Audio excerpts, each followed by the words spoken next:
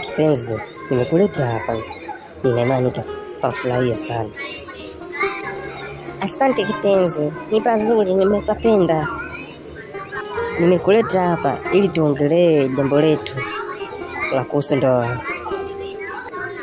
Kipenzi, mbona una haraka sana? Siliko kitu tulishakiongelea. Lakini Rozi, unataka kwamba miezi 6 tutaje kuoana. Mimi naona kama ni mbali. Kwa nini tufanye mchakato hata kesho tufunge ndoa, mke wangu? Juma, una haraka sana. Punguza papala. Tutaoana tu. Bado hatujachunguzana.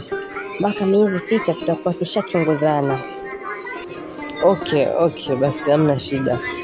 Fanya unavyojua wewe. Haya, sawa. Kwa heri Juma. Mimi naondoka. Haya, sawa Rose. Tutaonana siku nyingine. Juma mwanangu, yule dada nishakwambia achana na, lakini bado unamfuatilia.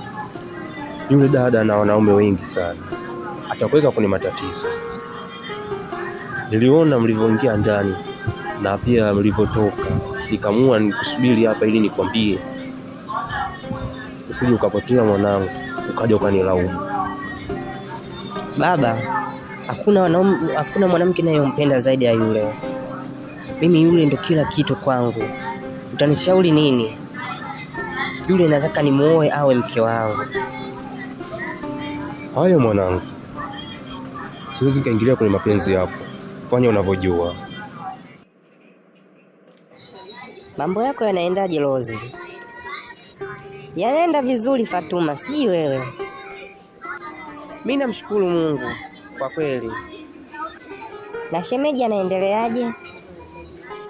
Anaendelea vizuri. Na wewe pia shemeji anasemaje? Mimi nipo single. Kwa nini? Hujampata mtu kwa naye kuna mahusiano? Sitaki mahusiano yoyote, mimi naangalia sasamba. Kama una sasamba, twende. Uogopi magonjwa?